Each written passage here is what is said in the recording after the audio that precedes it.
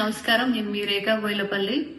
నిన్న జారెడ్డిగూడెం మండలం అరపల్లి గ్రామంలో ఏదైతే 365 హైవే ఫ్లైఓవర్ బ్రిడ్జ్ నిర్మాణం నగరికల్ టు తామర్చర్ల హైవే ఫ్లైఓవర్ నిర్మాణం గురించి ప్రజలు ఆందోళన చేపట్టారో దాని గురించి నేను నిన్న సోషల్ మీడియాలో చూడడం జరిగింది.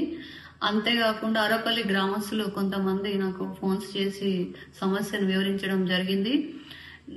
నేను దానికి సంబంధించిన శాఖ మంత్రివర్యులైనటువంటి రోడ్డు భవనాల శాఖ మంత్రివర్యులు శ్రీ కోమటిరెడ్డి వెంకటరెడ్డి గారిని ఈరోజు ప్రొద్దున్నే కలిసి వారికి గ్రామస్తుల తరపున ఒక రిప్రజెంటేషన్ లెటర్ ఇవ్వడం జరిగింది.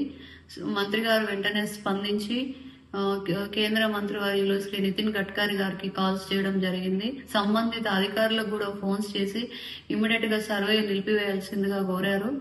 ప్రజలకు ఆస్తి నష్టం జరిగే ఏ పని కూడా ప్రజాప్రభుత్వం చేయబోదని, ప్రజల కోసం ఈ ప్రభుత్వం ఉందని చెప్పి మంత్రి గారు మనకి హామీ ఇవ్వడం జరిగింది. కాబట్టి గ్రామస్తులు ఎవరు కూడా ఆందోళన చెందవద్దని మరియు ఇమీడియట్ గా దీనిపైన చర్య తీసుకోవాల్సిందిగా ఆల్రెడీ అధికారులకు కూడా ఇన్ఫర్మేషన్ వెళ్లిపోయింది. కాబట్టి మీరందరూ ధైర్యంగా ఉండొచ్చు.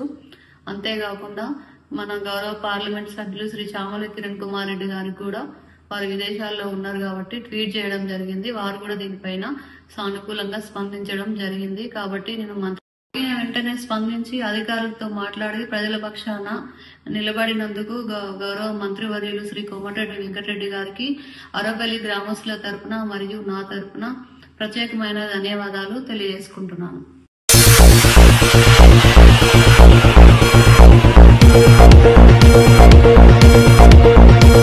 24/7 చూస్తూనే ఉండండి ఎంబీకే న్యూస్. ఈ వార్తలు ఇంతటితో సమాప్తం. తిరిగి మళ్ళీ మరో న్యూస్లో కలుసుకుందాం.